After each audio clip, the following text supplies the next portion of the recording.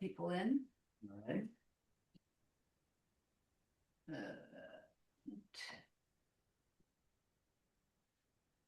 Georgia, can we hear you? I hope so. Can you? Okay. Yes, we can. Only you can tell me. It's a little quiet. Sorry, you guys. I'm not sure why it's so quiet. That's okay. It's fine. Just tell me when you're ready for me to. We're ready. Let's go. All right. I'll call this meeting to order. This is a regular meeting of the Board of Directors of the Bolinas Community Public Utility District. Today is January the 21st, 2026. 3 directors are present in person. Director, well, Andrew, you're here, aren't you? Even though you're not here in person? I'm here. Hi. You agree? Yes. Sorry, I couldn't be there in I person. believe because you've had a medical procedure, you're allowed to participate and even to vote, although you're here on Zoom. Is that correct? That's correct. That's correct. Yeah. Okay, so we have 4 directors present and the director is absent. Call meeting to order, roll community expression. This is an opportunity for members of the audience to address the board on matters which are not on the agenda and for which we can take no action. However, we would be willing to entertain a relatively brief discussion on any subject that someone wishes to bring to the board, either by Zoom or in person. And is there anyone present here who has a matter to bring up on their community expression? There's speed bumps on Overlook qualify as on the agenda. Overlook. No. Nope. It's a Meeting different and it's project. promised to contact the county. Has that been done? Okay, so this is an item of community expression because it's not an action item on the agenda, is that right? Correct. And you're asking whether we have contacted the county to pursue putting speed bumps on Overlook? Yes, something you promised to do whenever the last meeting. All right. Attended. Georgia, can you respond to that? Yeah, we haven't contacted the county about speed bumps on. Excuse me? I didn't. She said they had not contacted the county on that subject yet. Okay, well, I was really thankful that you promised to do so. Well, I can It's imagine. a major problem. Yeah, I watched your black backhoe vehicle going down Overlook. I'm sure was maybe 30 miles an hour. I watched 2 vehicles require the length of Overlook to pass it. So it's endangerment to your workers. People doing this. I contacted when they repaved, kind of did a really nice job repaving Overlook or filling in the bumpy spots. And then they proceeded to repaint a dotted line down the middle. So I asked the workers, like, what are you doing? And they say, all we're doing is repeating what was there, which of course was put there 50 years ago. But they did give me the phone number of their supervisor, and I actually talked to him, and he was very personable, and he said he would look into it. But of course, that was 3 months ago, and Yeah. nothing has happened. okay, But it's very dangerous. There was a collision, person passing, that collided with somebody coming out of Alder Road mhm, last summer. Yeah. Once the county repaved the thing, I would say the average speed limit is now somewhere between 35 and 40. And you have to appreciate what the word average means. That means there are significant numbers of vehicles that are going 40 or more down that road and out as well as Elm. And the county, if you go over the hill, I mean, there's even a dotted line at the firehouse on Mesa Road. If you went over the hill, you would never find a dotted line in front of a firehouse. And on Elm and on Overlook, there are these major thoroughfares that are not in the county's purview entering Overlook and Elm. The only place where the county pays attention is where one of their paved road, like Grove, hits Elm. So, there's a state law that I think just went into effect where the state can lower the speed limit by 10 miles an hour where it sees fit. And there's all kinds of communities putting in speed cameras. So it's not, I don't know what has happened, but drivers have become oblivious to other users of these roads. Overlook and Elm have no sidewalks. Most of the shoulders has parked vehicles or garbage bins in them. So it's I don't know, it's something's gonna happen. Mhm. You know, the person, the unfortunate person who was involved in that collision with a tree over in Woodacre last year, you know, as of some lawsuit. I mean, I'm getting tired of lawyers having to decide everything, but Amen. the Department of Motor Vehicles determined that the car was going 20 miles above the speed limit, and therefore was okay for the parents of the dead passengers to sue the driver because they were exceeding the speed limit. Well, 20 miles an hour is common on Overlook. 20 miles above the speed limit Yeah, is common on Overlook and Elm. And so you'd like us to approach the county and ask them to have some speed control? Sounds like it could be Elm and Overlook, maybe Yeah. speed humps, is that what you're suggesting? or maybe put stop signs that where Alder comes in and Poplar comes in, I don't know. But something to control the speed on those roads. Yeah, Georgia, do you want to follow up with any of that? Sure. I remember that last time when Dave brought this up, Kirsten was talking about her efforts to bring speed bumps down on Wharf in the community down there. So I mean, she's obviously I think has a good sense of who you contact and what needs to get done. So obviously, unfortunately, she's not here tonight, but I will connect with her and find out how that was done down there. Okay, you're talking about Kirsten, our board director is not here now, she's the one, okay. Yeah, sorry. All And can you right. guys hear me? So I'm like, Yeah, no, that's fine. So why don't Okay. we, you confer with her, make some contact with people at the county. And by the time we have our next meeting, we should be able to report back on what the county is prepared to do in response to this concern, because I think it's legitimate concern. For sure. So, but since those are county maintained roads, we really look to them to, listen to what we're saying. So you'll confer with Kirsten and we'll have a report for our next meeting. Yeah. Jordan, okay. Thank you for bringing it up. Any other community expression items? I'd just like to say that I'm not there tonight, obviously. I'm sick and just really appreciative that Belle was able to run the meeting. Yay, Belle. There too.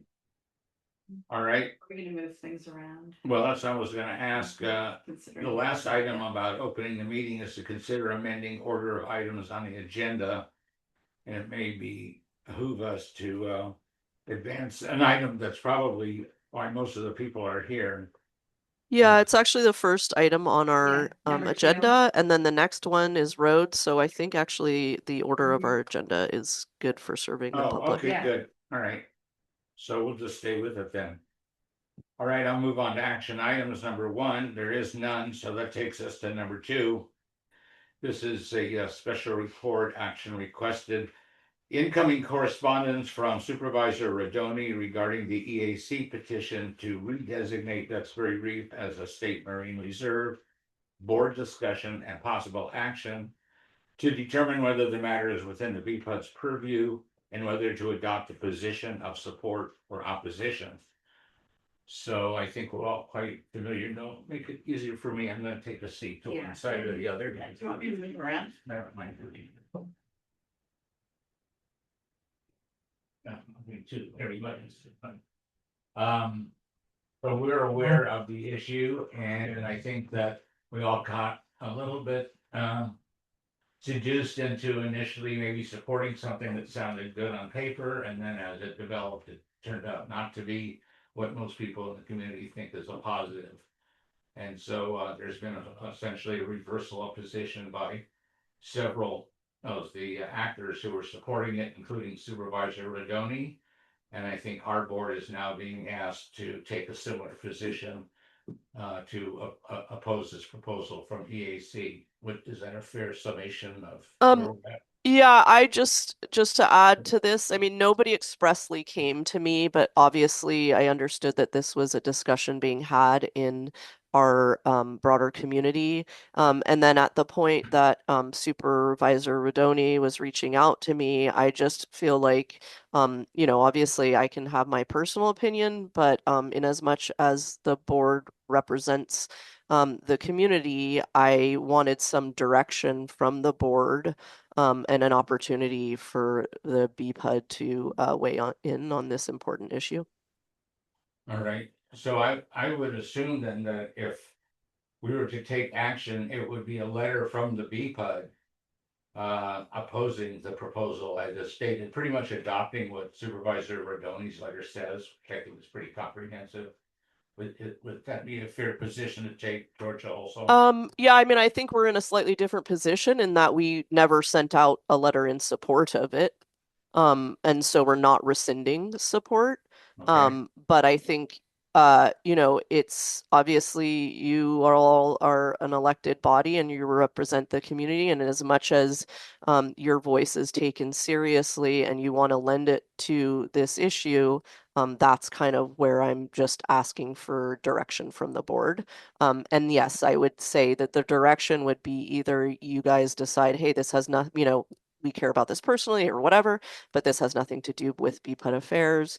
Or you decide, hey, as a community representative with a long history of getting involved in things that, you know, seemingly don't have anything to do with the BPUD, we would like to write a letter of support for, you know, for those that are requesting that EAC rescind their application.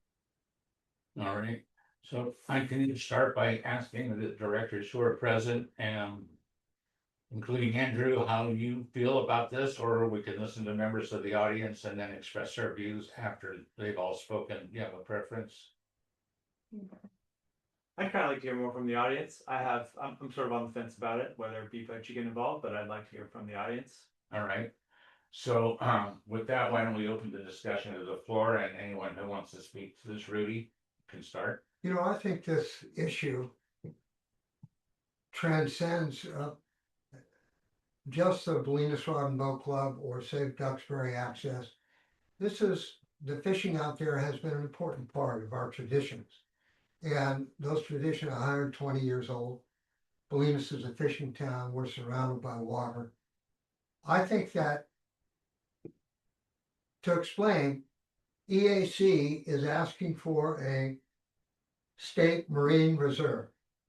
And what those words immediately mean is there can be no fishing. There can be no take of any kind.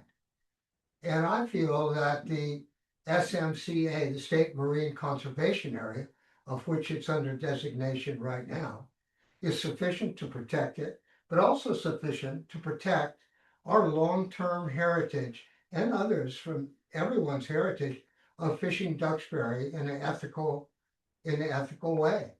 And I think they're overreaching. And I think there's no data. Dave may speak to that. I think there's no data to justify this particular closure, the fishing ban, if you will. And that's how this town strongly feels about it. There's a Rod and Boat Club. We focus only on the fishing. There's the Save Duxbury Access. Their concerns are broader. They speak for many, many more people. And I think that legitimately the BPUD should vote in support of Dennis Rodoni's letter. Took us a long time to get it. We had a lot of conversations with Dennis and they were good ones. And so we're happy he did that. We'd be very happy. And I think this town would be happier if the BPUD adopted that particular stance. All right, thank you. But sorry, just to clarify, you want us to vote to support Supervisor Rodoni's letter, rescinding his support for the EAC's proposal? Yes, Kevin, indeed, Okay. indeed, Or- that's what I want. Or would it be more effective for the BPUD to vote on our own language, our own letter of support or opposition, however however you want to describe it. Well, I would picture a combination of the two. I mean, that's up to you guys and editorially how you do it. Now, a letter has been sent with some to you guys, to you. I hope you got it. About some of the concerns. Did you guys get this, Jack? About some of the concerns. Who's it from? This is from Save Duxbury Access. And I don't know. I if don't we think I got that. you didn't I get don't- the- I don't think, I mean, I didn't get it if it came to our It was general mailed to mail. us, You know. You know, I but, yeah. realize that you guys, there's not time to read it and go over it No, now. but I think that the message, he's probably preaching to the choir is what's happening on that one, so. Yeah, I think so, but you know what it is pointing out is truly salient. And that's that when you make a reserve, a full reserve out of an area like this is done in Fitzgerald, Reserve San Mateo County, they get 1,000 people a day. Mhm. They get 150,000 people or more during a given year here. How exactly that's gonna how Bolinas is gonna handle that, I have no clue.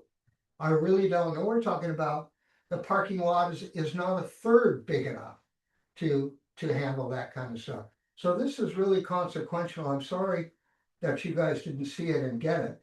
Jack, I'll give you my copy. Yeah, leave us a My copy. copy too. Yeah, okay, we can incorporate. Well, actually, I've got a note on that. Take Juliana's copy. Around one. All right, I'll put this on Yeah. the table. All right, anybody else in the audience? But yeah, Ed? Yeah, I asked your question too about whether, to write to support the letter. I think, not necessarily necessary to say your position, I don't think would be solely, we support this letter. You know what I mean? It would incorporate, as maybe Redoni, you could reference it or, but essentially what they're trying to do is they haven't adequately, because there's no data, there's no real science saying there's a problem. And I was born on the Mesa, I've been here my whole life, and walking out there, it doesn't, I'm not a biologist, but it doesn't look like there's a problem. So where's the, if I could see some evidence, I believe in science, and I haven't seen that. And the proposal doesn't, their supposed problems that they claim, dog walkers, school kid groups, picking things up, their plan doesn't address any of that as far as enforcement, education, anything. So it's like, in my opinion, what they're saying is there's not a problem. They can't justify it. And what their solution isn't a solution. So it's like a solution to not a problem.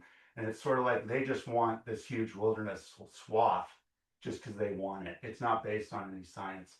And so that's why I'm opposed to it. And I also think it's just not, it's too quick. They're trying to do this, they didn't have a lot of public support from the get-go. And then it's only now after this petition has been already filed. So it's like way behind. We should have been talking about this. No fault of your guys. And thank you for bringing this up even now. It's important that you did that. I appreciate that. Sure. But it's so late, and the Fish and Game Commission, they're like yes or no. It's so late in the game. And I think that the main message, is just that the petition at this point, if it was earlier, it could be maybe modified or changed. At this point, it's like, no, it's like this petition is not the way to go. There may be problems. Let's do the science. Let's see it. And let's come up with a solution involving the community, whatever it might be. But I think the message I would hope that the BPUD would have is just, you don't support it because it hasn't been thoroughly discussed, the aspects of it. I should make one more point here, and it's truly central to this, is that I've been out there for 62 years. I'm not a scientist, but I've noticed closely how it is. In my opinion, that reef and all parts of this reef are better off than they've been in my whole history out there. And it's so, to even walk out there and not step on snails and colonizing anemones and just sprouting surf grass, etc., is hard to do. And so the reef is doing well in my estimation. But more importantly, in all these years of the reef, no one has ever said, Fish and Game has never said that fishing is harmful out there. EAC to this day recognizes that fishing is not harmful there. And so for the life of me, I can't see why you would get rid of something that's not harmful, but it's such a central and gravity-ridden issue as this. Not everyone believes are old timers, but those that are know that this is a cultural history that's continued for a long, long time, and it's a good one. Yeah, it is. This brings us all together. Hey, I fished with your granddad out there. That sort of stuff truly counts. And that's why you're seeing the uprising that you are. That's all, Jack. Thanks. Anyone else in the audience? Wendy has her hand up on them. Okay. Wendy? Hi. I feel really awkward saying anything because I don't want to be perceived as how I feel about the subject whatsoever. I just want to encourage speaking to everybody involved, including Kent Katikian, who does not speak for EAC, and I'm not speaking for anybody whatsoever. I just want to encourage what I've been encouraging all along is for everyone to listen to each other. That's all. All right, thank you. Anyone else in the audience, either on Zoom or present? We'll say something. The proposal that they proposed really will affect a lot of the halibut fishing and salmon fishing, and they never looked into that at all. Like a lot of the area that they're proposing now, I personally fish a large area, and that especially that northern from Double Point to Palmarin or Bolinas Point, and that's been an area for us for as long as I've been alive. So that will really, if they close it, that will eliminate a very huge portion of what we have left as access to halibut, because we've already lost our access to Point Reyes, one of our main areas. And this little stretch that they're talking about is a huge portion of our halibut. And that was one of my main reasons I did not want to agree to it at all. And I short fish. Yeah. And if they ever open abalone again, that is especially one of the main abalone areas for everybody in town when it is open for season, even if it is in 10, 15 years. If you agree to it now, you're never going to see an abalone there. So. Thank you. Anybody else in the audience? Oh, I do, as long as I'm here. Yeah. Fishing aside, there was a letter in the Point Reyes Light from, I think, somebody from Fairfax, who pretty much laid out that EAC was just looking for something to put a feather in their cap to satisfy their donors. Which is interesting, not thoughtful. But as someone who's been involved in marine conservation in the Gulf of Philippines for 50 years, the lack of any data sort of annoys me. There's been a 20-year survey that UC Santa Cruz has conducted at Bolinas Point. So it's a really long time series of about 30, the presence of about 30 intertidal species, and there's no trends in any of them, except for starfish, which are suffering from wasting disease. Dave, when you say trends, you mean up or down? It's just more. There's a trend that's flat for 30 species for 20 years. I have no idea why UC Santa Cruz decided to do this, but I find it strange that the College of Marin hasn't voiced anything. The College of Marin Gordon Chan was involved in the designation as a conservation area back in the 70s, 80s. But since that time, I don't know, if College Marin, which has their marine station in Bolinas, has been silent, and, you would think that EAC would, somehow try to get information from the College Marin, but no, there's nothing, so there's no science involved, it's just, passions, I guess. And others needing to be placed in caps. All right, thank you. Anyone else? All right, I'm gonna talk to the board then. Andrew, why don't I start with you? What are your thoughts on this subject? Jack, can I ask one question first? What Okay. stage is this at? Can anybody clarify where this EAC proposal is at? Is it in front of the Fish and Game Yeah, imminently? And yeah. and that will be the final vote? Yeah. Yes or That no? that will be the Okay. final vote, and my Vote in April. yeah, Jeremy's right, in my understanding, there will be a vote in April, and boy, the gavel falls in. And I may say too, in respect for EAC, this is crucial for them too, they get ruled against. And it's not good for them, we get ruled against, it's not good for us. We really ought to start this over again and have more cohesive community discussions about it. All right, so, thank you, Kevin, for getting clarification on that. Andrew, what are your thoughts? If you have any. Yeah, thank you. And thanks for the discussion. I think for me, I also, my main question that I wrote down was what is the like scientific reason for the petition, and I haven't been able to find it, and it sounds like there is no. Can you guys hear me okay? Yeah. Yes. Okay. Yeah. So I'm also concerned that there isn't any kind of like scientific data focused reasoning behind their move. It is just kind of seems like let's take a swatch of coastline and preserve it and not and like hope that it works out. And I think that the kind of the like collective voice of the town for so many decades really makes a difference.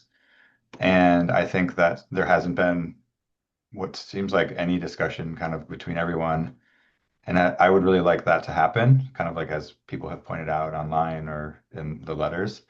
And also just from like a political standpoint, I like Dennis has committed to like his position, which is important. And I think that he has, he's very involved in Marin from here to like Corte Madera, where his whole boundary is. And I think that that's not something to be taken lightly. Like he's essentially committed to a decision and put his neck out there and shown his support. And so I think that um, we can support that as well. I think we have always been a voice of the community, and we can continue to do that. So I would say, however it needs to be worded, I think it would be nice for BPUD to like not only say that we support this like continued conversation to really clarify and start over, like Rudy mentioned, but also to kind of acknowledge that our supervisor has withdrawn his support from the petition. That's all I got. Thanks. Kevin, what are your thoughts? Yeah, I think I agree with what Andrew's saying.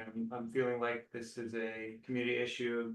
People feel very strongly about. The majority of people in Bolinas, at least from what I've heard. I wish maybe we could hear from the other side, or somebody from EAC, or somebody who feels differently tonight. But my sense is the overwhelming majority of the town agrees with the speakers here tonight. I think it's appropriate for BPUD to write a letter, in support of, I don't know whether it's dismissing the petition or for the Department of Fish and Game to, I don't know, not to drop the matter. I don't know how to word it exactly, but I feel convinced that BPUD should write a letter. Okay, what do you say, Grace? Well, I'll be the voice of opposition. I don't think that we should write a letter. I do think that we should fulfill our normal role, which is gathering community comments, forwarding them up the chain.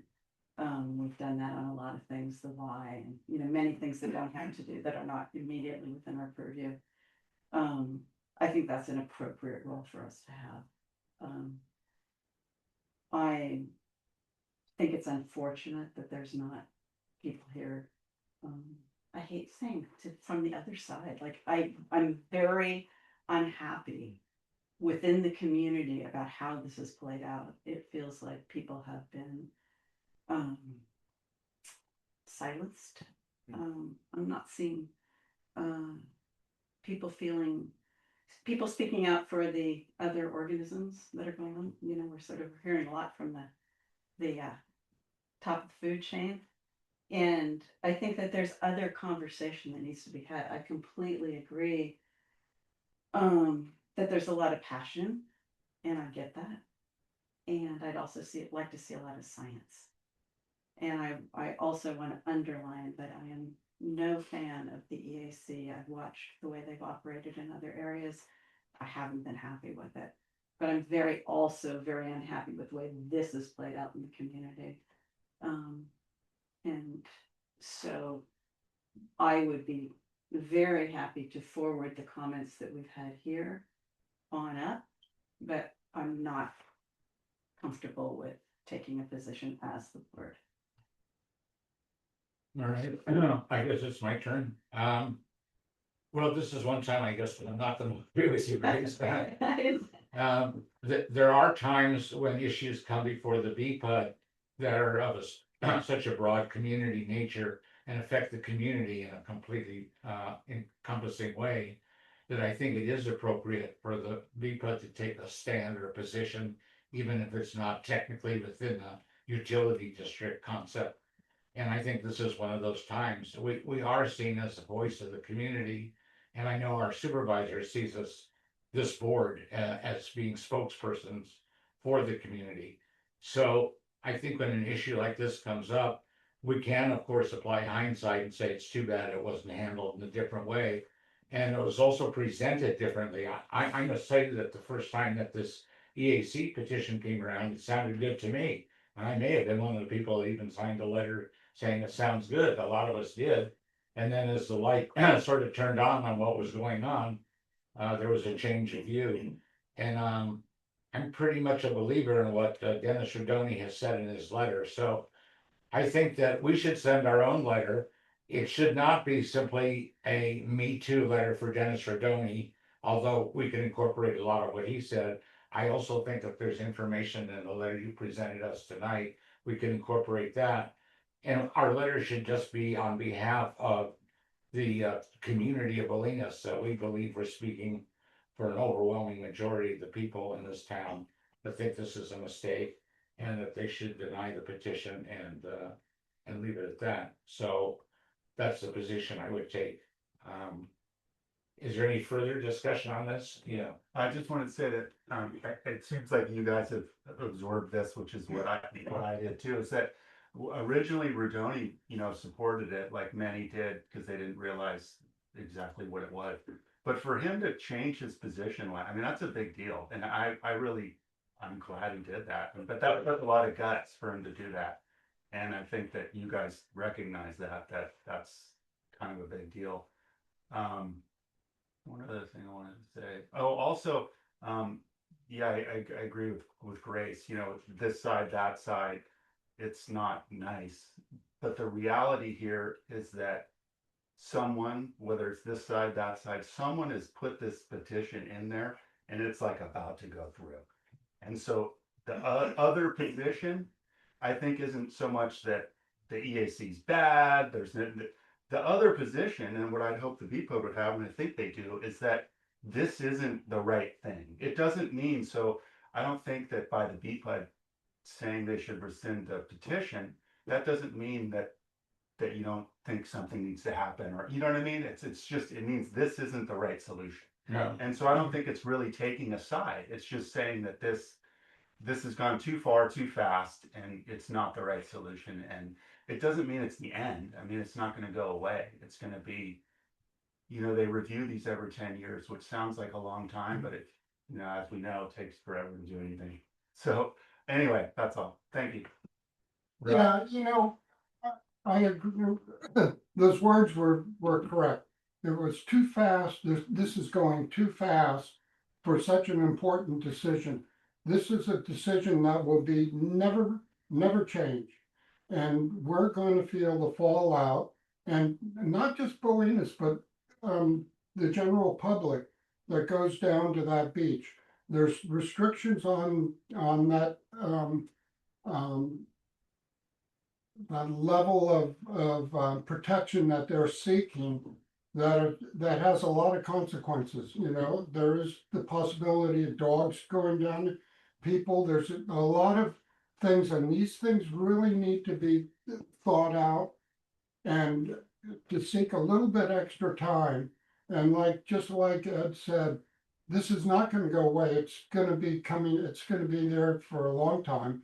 I talked to a couple of the EAC ladies at the last meeting, and I was indicating to them that we just need another year, another 2 years, something to work this out to see what the ramifications are. And I think it's just too important. And I think with the BPUD can easily say that we just need to slow it down a couple of notches. And it still may happen, but I think it'll be better to make sure that we got all the ducks lined up and all the nuts and bolts tightened and before it goes. That's my general feeling about it. I was surprised. I signed the petition unknowingly. Yeah. And to find out later that there was no fishing allowed in this, and they weren't forthright on that, not at all. In all honesty, they weren't forthright on the petition. I asked when I signed, I said, well, where's the petition? Oh, well, we don't have it because it's too big, you know, it's too big for us to put here. And I said, well, you must have a summary.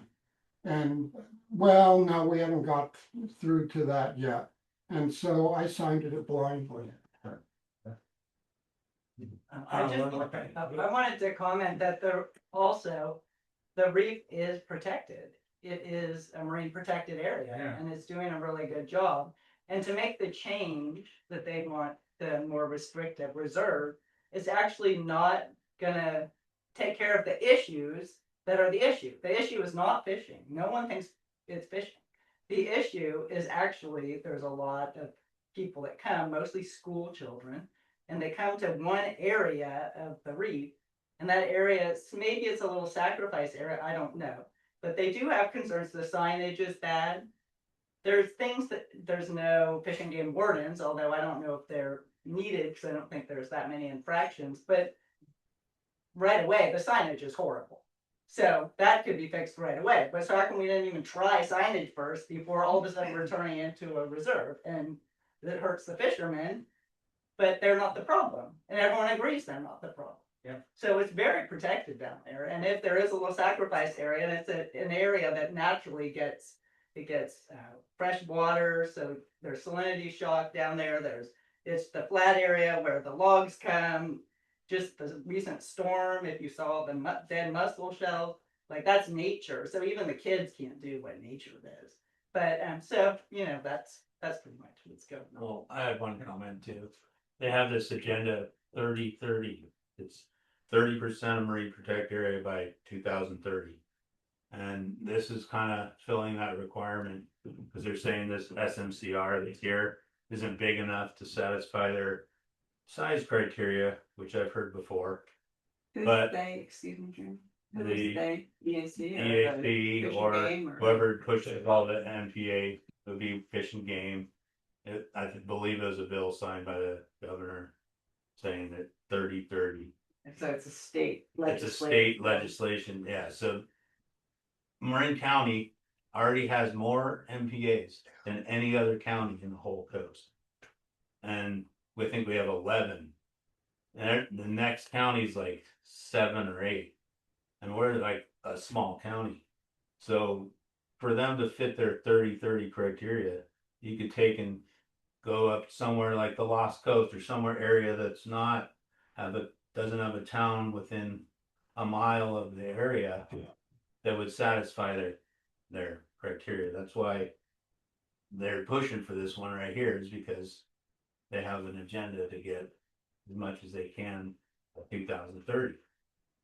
They only have like, I think 10% to go to meet that criteria. So that's kind of why they're pushing for it so hard. You can clarify that.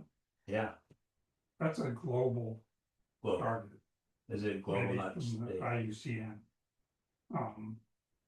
To designate 30% of the world ocean as a Okay. marine protected area by whenever it is. I'm board of scientific board for the Marine Conservation Institute, which reviews marine protected area proposals. One of them recently was the Chagos Peninsula, which has been in the news because Trump doesn't want the UK to sell it to Mauritius. But anyway, it's weird.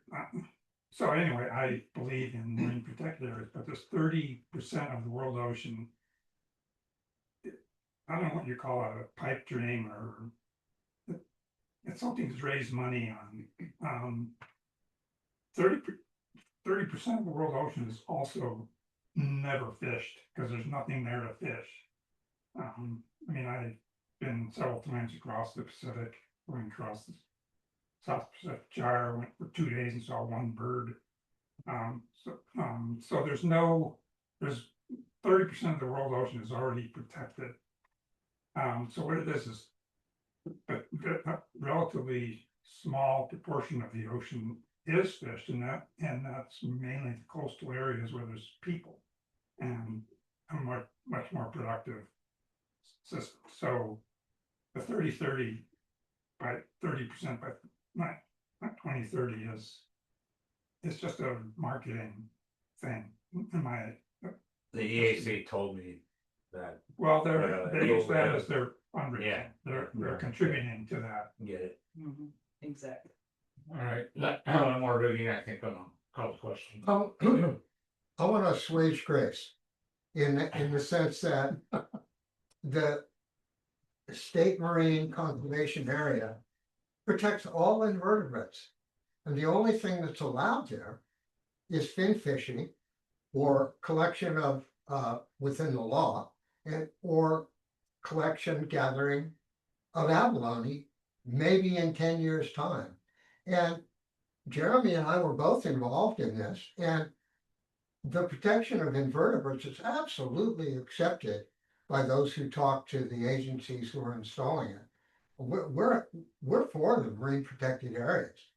It's just a question of whether this one needs it and what it will entail to get it and have it there with thousands of people, et cetera, et cetera. Et cetera. So we're on the invertebrate side too, Grace. I like vertebrates too, but yes, thank you. All right, so I think we've had Can a I- good discussion. Can I just say something real fast? All right, one more. I just want to be clear. I want to be really super clear that I'm personally just really deeply listening to everybody, and I do not want my name attached to anything written or said at all. Okay, fine. Thanks.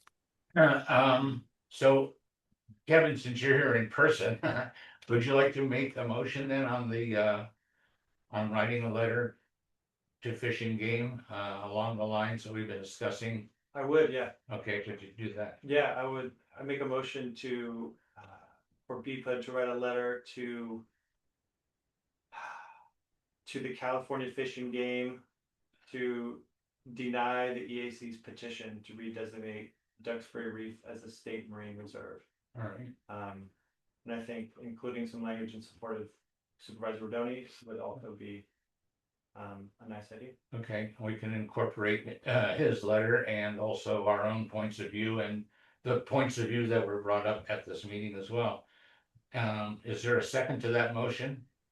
Yeah, sorry, can I just add one point of order? Can you include Kevin in your description that you would be directing staff, and maybe if you guys want to designate a board member, just so we understand at the end of this not only the type of letter that is going to be written, but how that will be achieved. Oh, okay. You mean whether it comes from, the letter comes from staff or from the board? Is that what you're asking? Yeah, exactly. I mean, I think that generally these letters are very hard to write with the full board. So I think that you really need to delegate somebody to do this because of the Brown Act. And in that way, you're just going to have to, give somebody the reins, or, staff could do it on our own. But I would definitely prefer given, sort of that there's a lot of directions to go in the letter, I'd prefer to have a board member alongside that I could consult with while we're writing it. Okay. I would be glad to work with you on that, Georgia. Maybe we could work together on drafting it, and then it could be under my signature as president of the board. What do you think about that?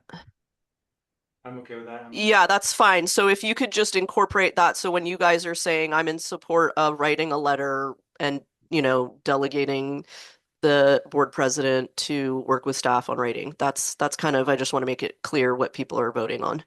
Okay, thank you. Okay, Thank you for that clarification. Okay, so we get a second on that motion as amended. I'll second that. Thank you, Andrew. All right, now I'll call the question. All in favor? Discussion, can we discuss? Oh, you want that? No, Yeah, so I go do ahead. want to discuss. Sure, sure. I think that if I were to support this, there would need to be context in that letter that I do very strongly feel that there hasn't been sufficient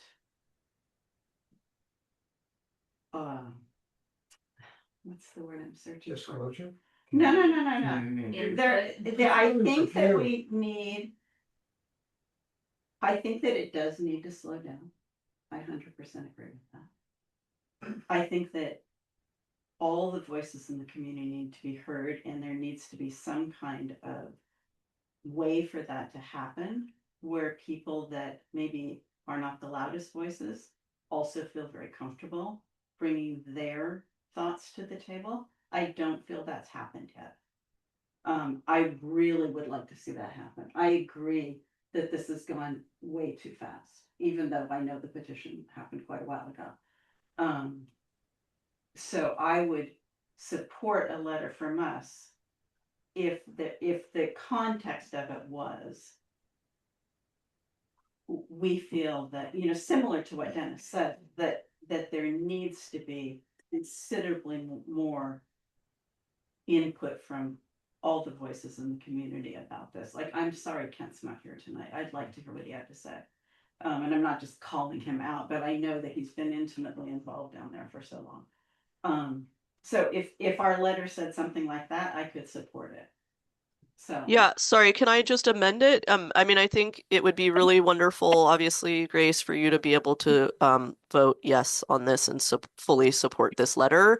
And I think everybody in the room is in agreement that effectively this process has gone too fast, and that can be the main point of the letter, right? It's not to say that this same petition doesn't come before the, Fish and Game in 10 years from now, exactly as it is now, with more input from the community. So I think that there's a way to write the letter that would really, you would, feel proud of that letter and being a signatory on it.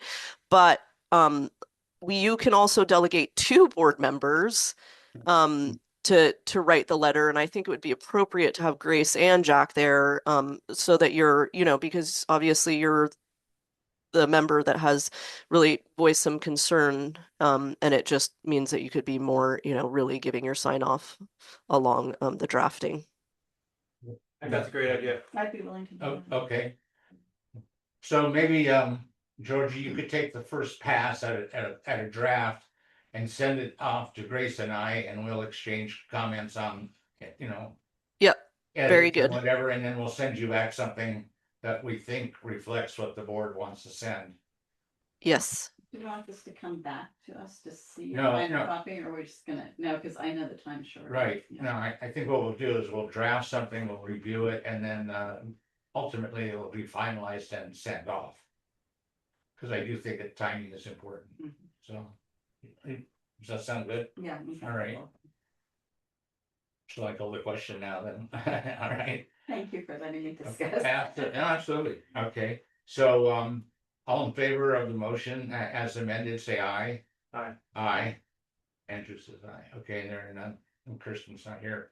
So the vote is 4-0, and, what we'll do is we'll draft the letter up ourselves and, edit it for content and what we hope is the message that we want to come from the community, and then, it'll be sent out under my signature to, Fish and Game, but I think we probably would also then publish it in the hearsay or distribute it so that people in the community can see, that we've taken that stand and what we've said.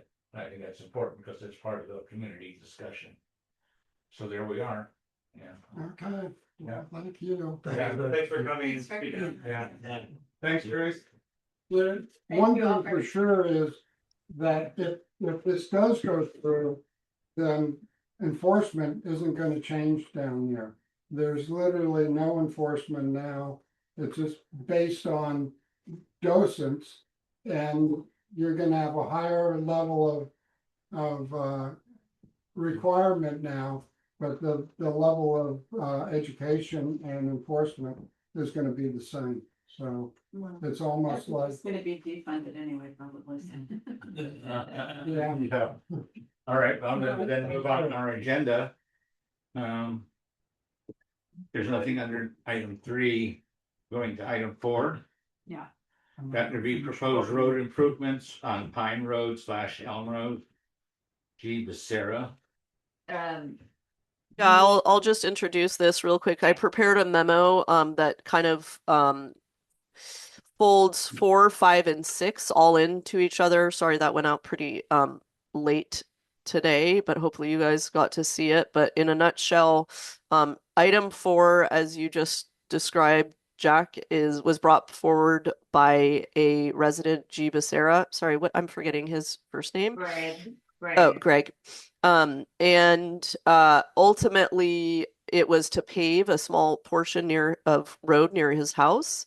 And he got a quote from a contractor to do that work, and it was above $20,000. And so he basically was not interested in pursuing that project, and he's going to pursue a more status quo repair maintenance, which we can handle in-house, and which he effectively has already submitted a proposal for that work, and we will just effectively approve that that request to do that work.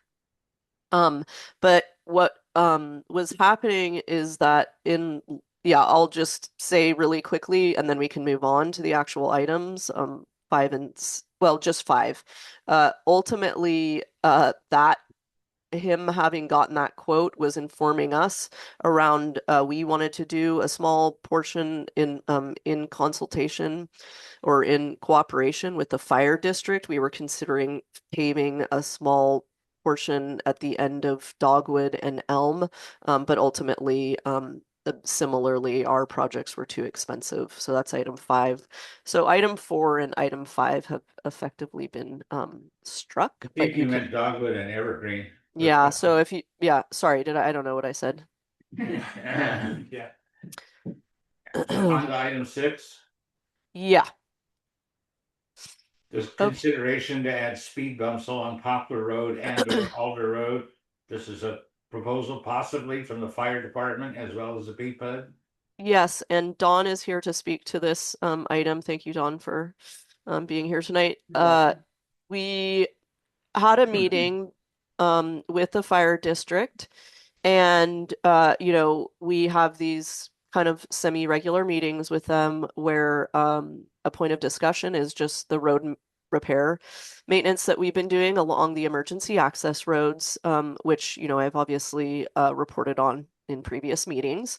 That's all gone well, and as I've reported in previous meetings, the kind of flip side to repairing these roads is that people then start to speed on them. And that Ordinance 30 really allows people to install speed bumps to prevent that, prevent people from speeding in front of their homes. When we were discussing with this with the fire district, they were saying that they would like to have a little more kind of control over where those speed bumps would be. And also, I think it's sort of part and parcel of our responsibility of having repaired the roads to actually proactively put in some of those speed bumps. And so this is kind of bringing this idea before you that along Poplar and Alder, those were the stretches that the fire district were really pointing out that are kind of long stretches where people can really build up speed. That we would put in, some speed bumps to control traffic speed, but not so many as to be super cumbersome, and do that in a thoughtful way. And then what I was requesting Dawn to kind of inform you guys in making this decision is sort of, okay, what is the cost of this? To be clear, all of the work that has been done on road repairs along the, quote unquote, emergency access roads, that the fire district has delineated, those costs ended up being around $9,000, and they were split evenly between the two districts. Is that correct, Val? Am I? Yeah. Yeah. So it's, I mean, in working with the fire district, I was really viewing this as, effectively a pilot program where there's going to be speed bumps along the way as we kind of work out what this is going to look like. And I feel like it's gone really well. And so this is sort of just like kind of tweaking the program. Okay, what would it look like if then also the two districts basically pitch in to build a few speed bumps along these kind of primary roads? So would that involve Don then meeting with somebody from the fire district and the BPUD and Yeah. eyeballing where these would go? Yeah. I have suggestions Please. because it's gotten quite dangerous. People really are speeding along those roads. And as you come out of the lateral roads, you pretty much have to pay attention. Somebody's not coming along at 25 miles an hour, which they can do now that they fixed the road. So I think I would suggest a couple of speed bumps per block, or the blocks that are occupied. So A, B, C, D, E blocks on those roads where there's a concentration of houses need to have some speed bumps. The way ordinance 30 is written, anybody can put 2 speed bumps in front of their house. And I don't think that would be a good idea. It would be too many speed bumps. And often they're put in anger, and so they can be quite severe and permanent.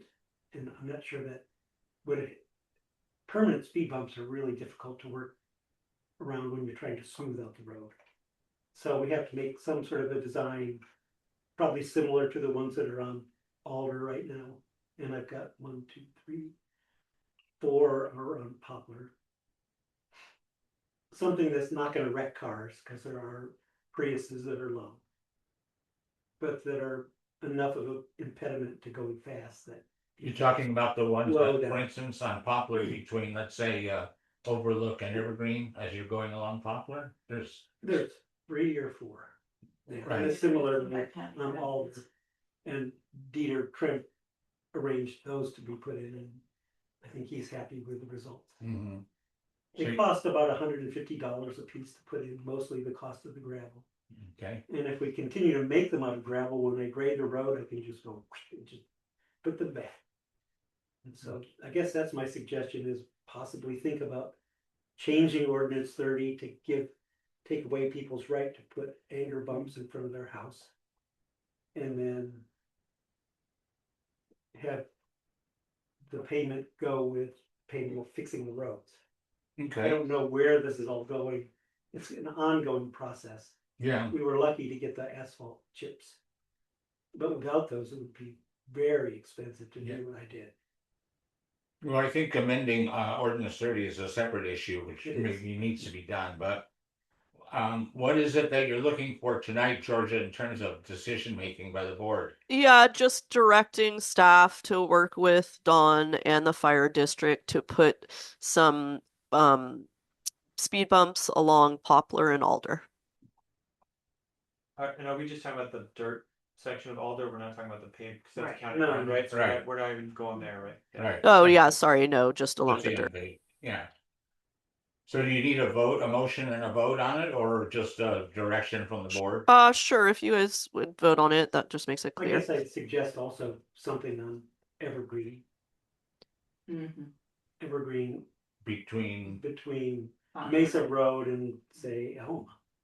and, okay, putting the speed bumps Because that's on. another one of those critical access roads. Uh-huh. And it's And- wide, people go fast. And in some places it's very narrow and blind. It is, yeah. So, This dovetails so well with what you brought up, you know. You brought up trying to deal with the county roads and paved roads, and we have limited control over that. We can certainly ask, and I think it's important. But we do have some control over this, and I Oh, think yes. it behooves us to get, there's so many people walking and biking Yeah. and riding their So- horses on yeah. Poplar, and it needs to be. the sooner the better. Okay, Could I say something? yeah, sure. If you go off the beaten path over the hill, San Anselmo, or in Santa Fe, there are speed bumps everywhere. Mhm. Mhm. So I wouldn't be afraid of Venus being, following suit. No, not at all. No, the only reason that this two bumps per household issue came up is when people initially started doing speed bumps. They were just putting them every 15 feet in front of their house, and it got out of hand, so. We had to Brakes. put the brakes on that one. So to speak. Okay, can we get, so what would be the motion that you're looking for, Georgia? Okay. Georgia, you're muted. Oh, sorry, if you want to just broaden it to emergency access roads, that's fine.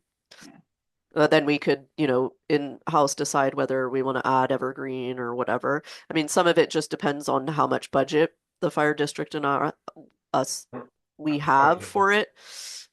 So that's kind of why we were focused on Poplar and Alder, but All right, so why don't we change that agenda item from, or not change the agenda, but have the motion to be to add speed bumps on the roadways that the staff considers to be the best candidates without limiting it to Poplar or Alder, and yeah, Yeah. you could just say the ones that were repaired this Or winter. the ones that are highest priority.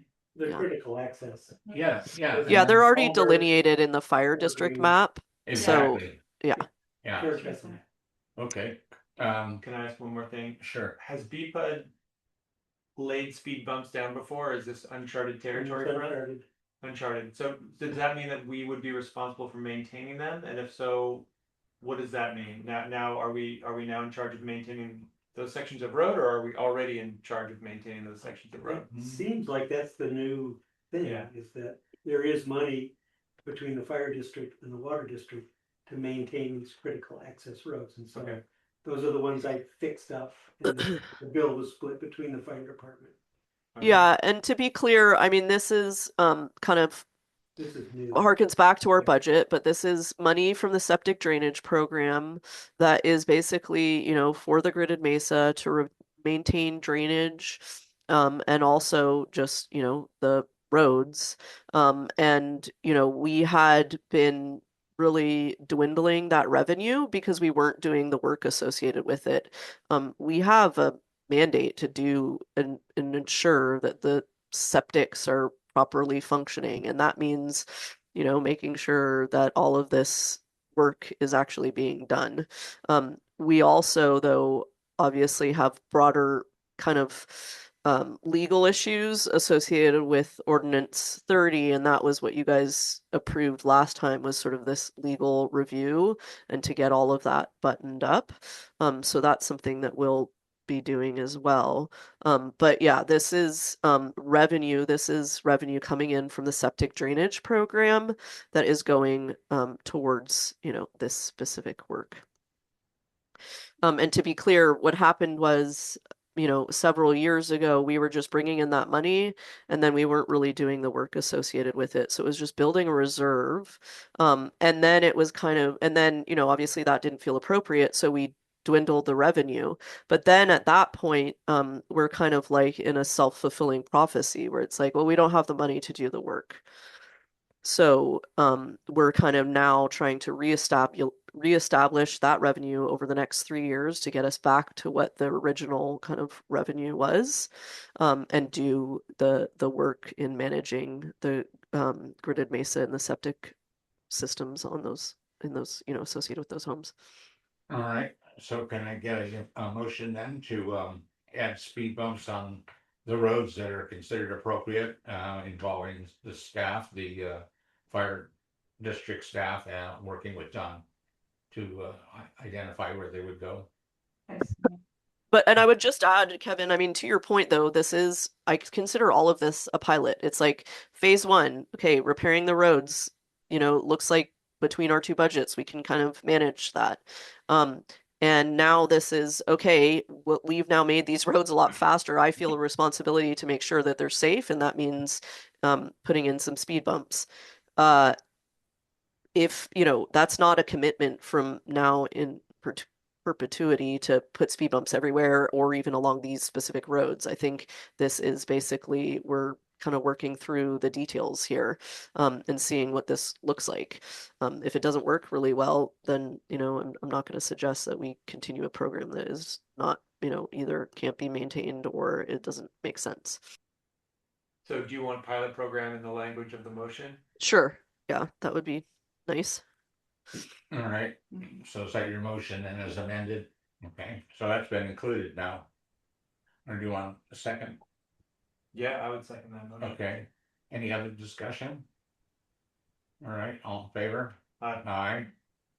Andrew raised his hand. Okay, so that's 4-0. So all right, Don, you're working. Back in business at my full-time job.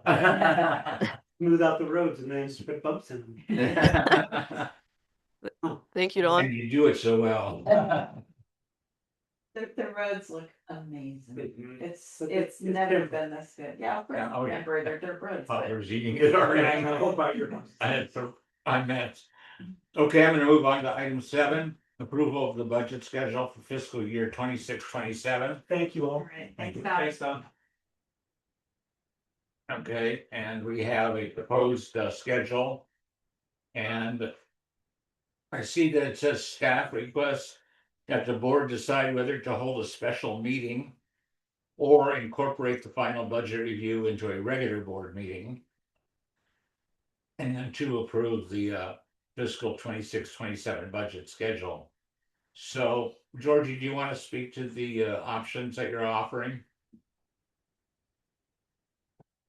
You're muted. Sorry, most of this has already been, I worked over this last few weeks to just with the finance committee and the personnel committee to schedule meetings. So I already know that, this works with Kirsten and Andrew and Grace's calendar. So those first dates up to 3/27 Friday, do you see that finance committee meeting? It's in the it would be helpful. Let me see if I can just share my screen so that the public can see what we're talking about.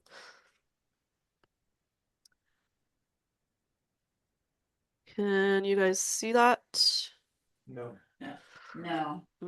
I've got two screens going here. What about that? Can you see that? I think it's about there. Yeah, there you go. Yeah. Can you make Okay. it bigger? Can you zoom in? Large. Yep. Need to read. Is that helping? Yeah, that's Yeah. pretty good. That's getting there. Okay. Not my glasses, Oh, yeah. sorry. There we go. Now we're talking. I'm old school. Old school. I got the paper. Yeah. Yeah, I mean, this is mostly, you guys should have, there should be copies available there, but for people that are like Andrew. Okay.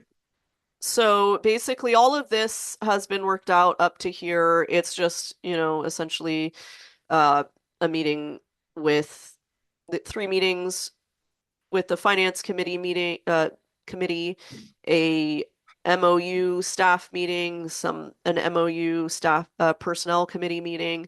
All of that is leading to obviously and interspersed with updates at our regular meetings, in February's meeting and March's meeting.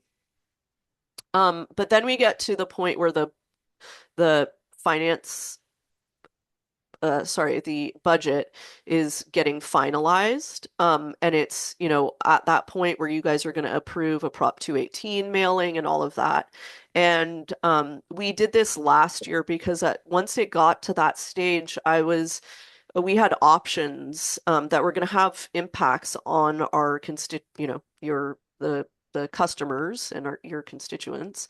And I really felt like this is such an important decision that you guys, meaning the entire board, should be more involved in that decision. And that's when I had a special meeting. It was just entirely devoted to the budget. And we had that right before your regular meeting where you were gonna essentially approve a Prop 218 notice. So it's not, sorry? I was gonna say, so you'd schedule a special meeting an hour or two before the regular meeting? on Well, Wednesday? it could be I mean, what we did last time is it was a different day. It gave Okay. you guys time to think about it because, you know, you don't have to take the vote or anything like that because often what's happening, right, is like you have option A and you have option B.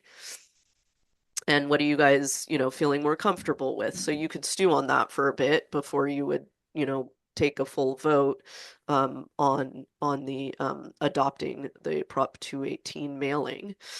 So, or like you're saying, we could just really trim down the April meeting and just have maybe start it a little bit earlier in the like 5 p.m. instead of 6 p.m. or something like that, and just have kind of fold that meeting in, you know, basically an agenda item that's just very hefty.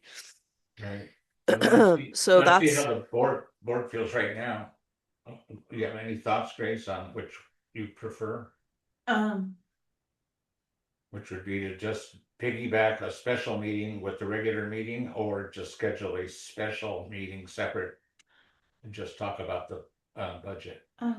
Brutal as it sounds, I think I'd be in favor of a special meeting, because I just think it's nice to be able to drop into it, think about it, and then go. I can go, I'm not wedded to that idea though.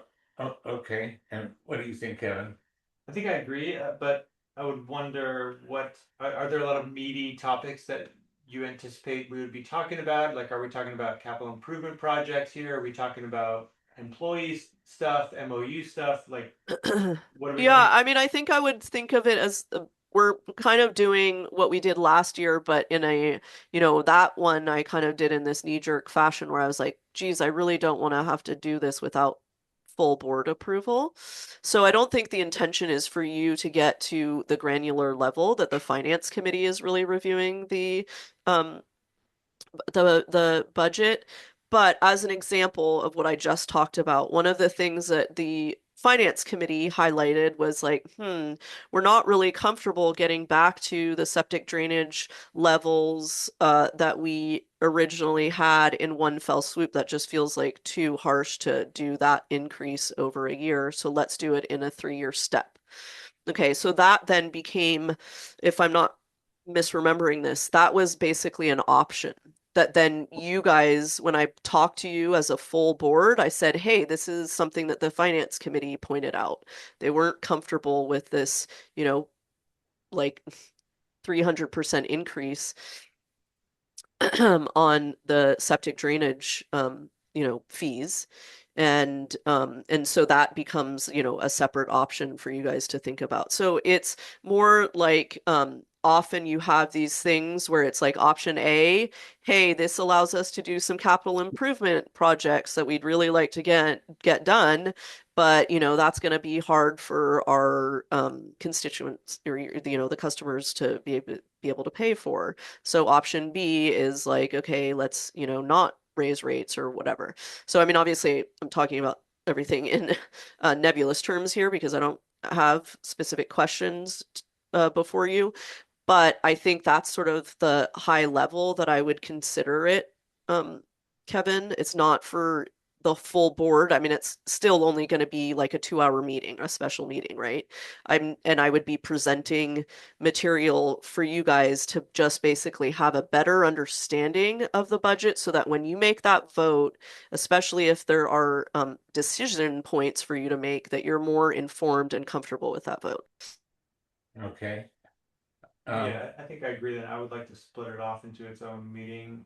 you know, having a 2-hour discussion of the budget during a regular meeting feels like too much. Uh-huh. Andrew, are you with us? I am. I agree with special meeting direction. Okay, go ahead, Grace. Georgia, just to your dates, April 6th through 10th, that week is spring break for school and I will be gone.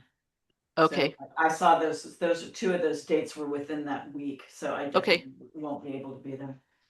Yeah, I All saw right. that as well. I'm available April 13th, Monday, so school will be back in session, I believe. I'm available then if you want to do it in the afternoon or the evening.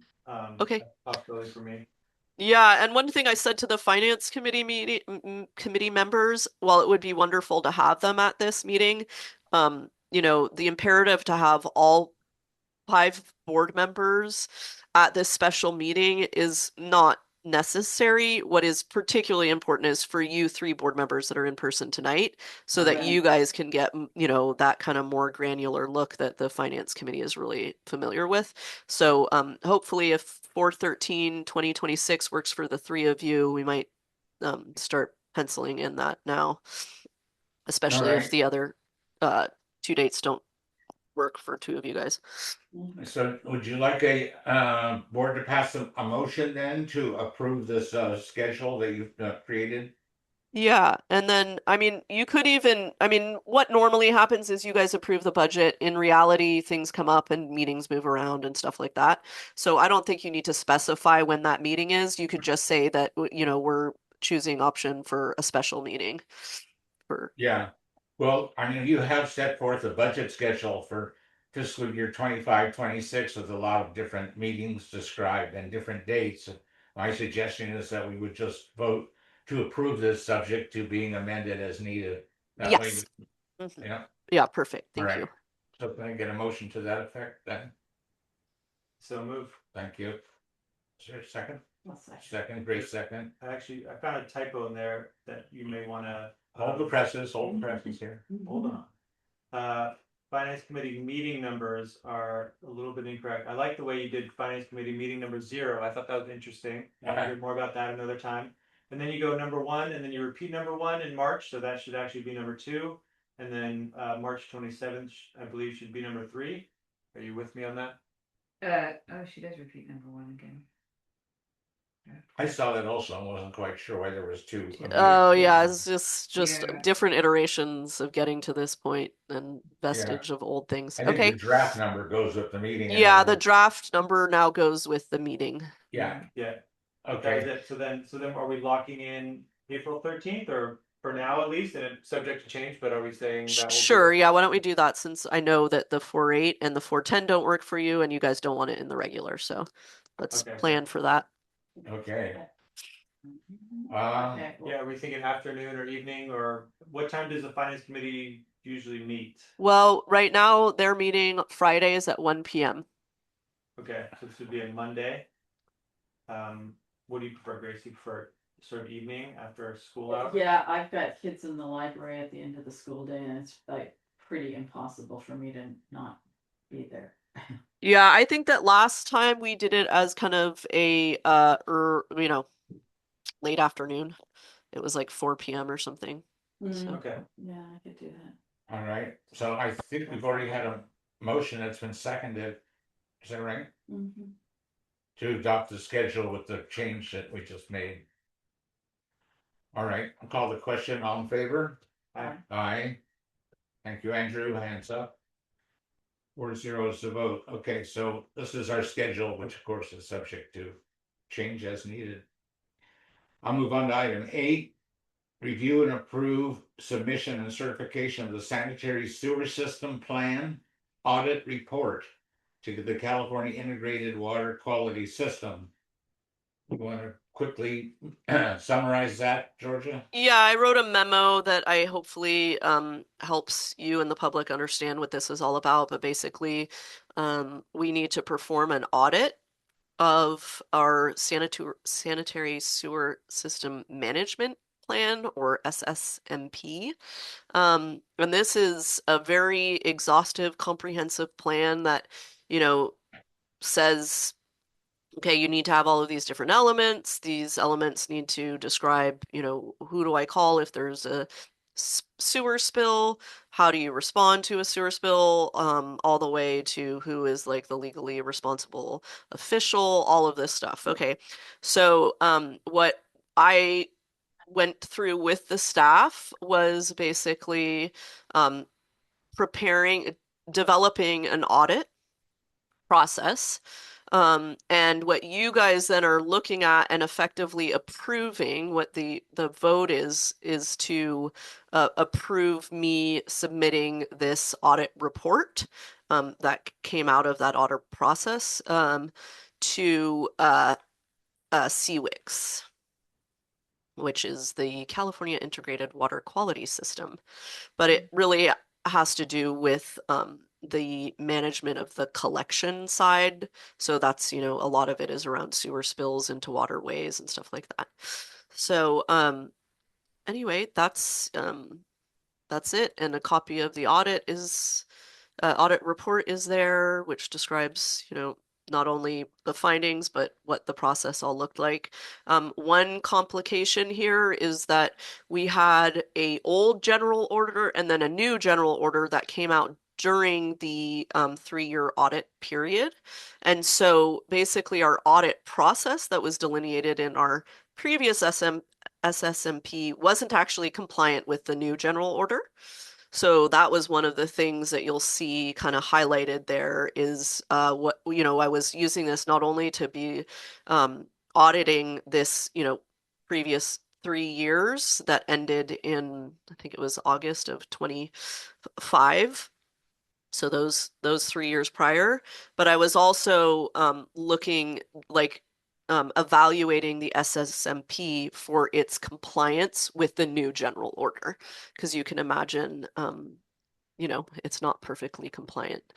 And then I would just say the big picture from the audit is that, you know, our SSMP is fine as a paper document, but it's not necessarily being implemented in the way that it should. You know, it's easy to develop these documents. It's harder to actually like live by them. And so a big part of that is basically around trainings and other kind of tabletop exercises.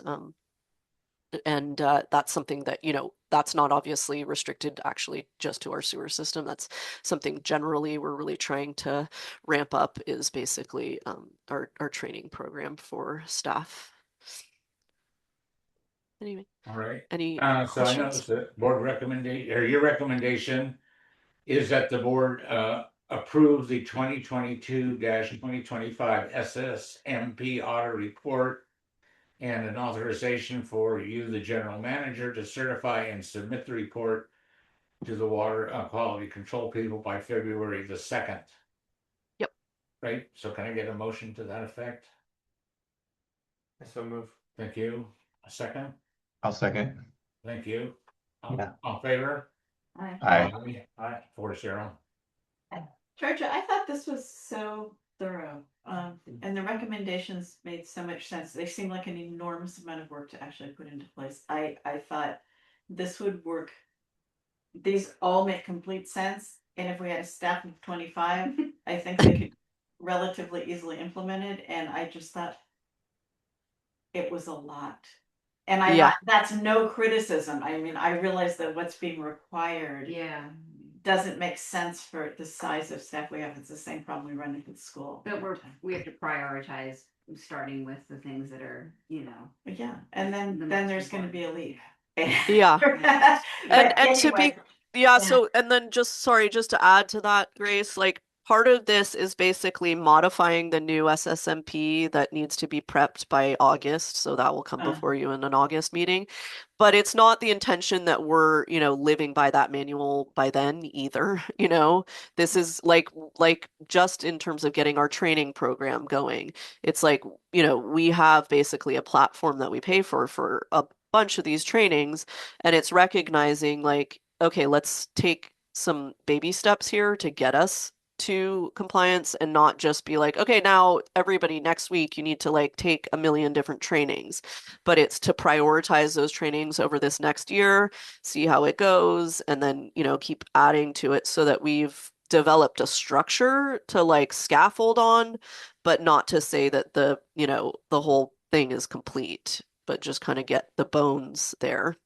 Yeah, it's directional. Yes. Well, congratulations. It looks like an enormous amount of work. Yeah. I mean, not the implementation, but the putting this together even. All right, I'll move on to item 9. Assignments of BPUT office holders and committee membership. Consideration to conduct this review during the August regular meeting instead of January.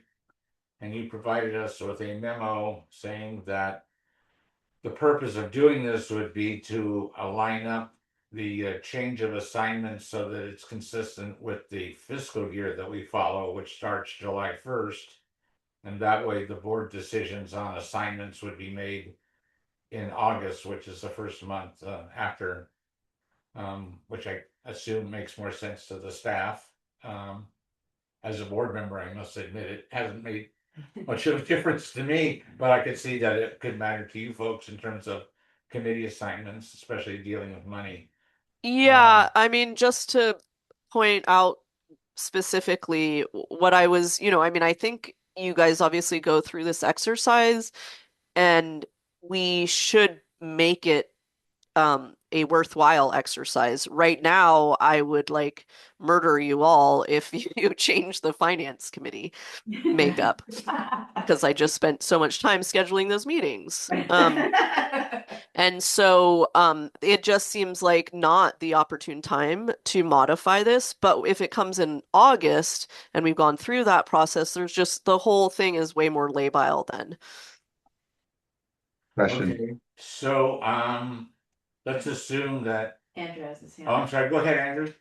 Oh, I was wondering, what is our procedure when all of our elections happen in November generally? What is our procedure? Do we assign new board members or board members to a committee after that election, or do we wait? Have we waited traditionally until the first of the year to assign? What is the policy? I think that's the reason we do it in January is because they are elected in November, sworn in December or Yeah. January, and then that's when the Yeah.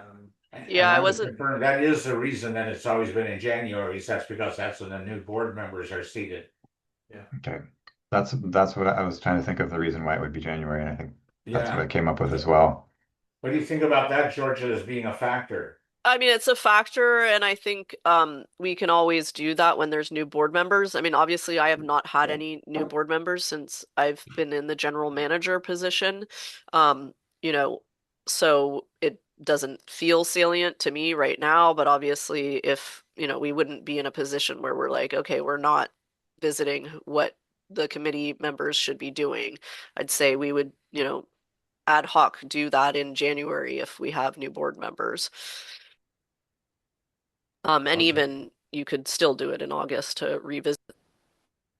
Yeah. Yeah, there's nothing that prevents us from changing assignments around mid-year. If we Yeah, so I choose. think if you feel like it's to the staff's convenience to make these assignments in August rather than January, I personally don't have an opinion one way or the other.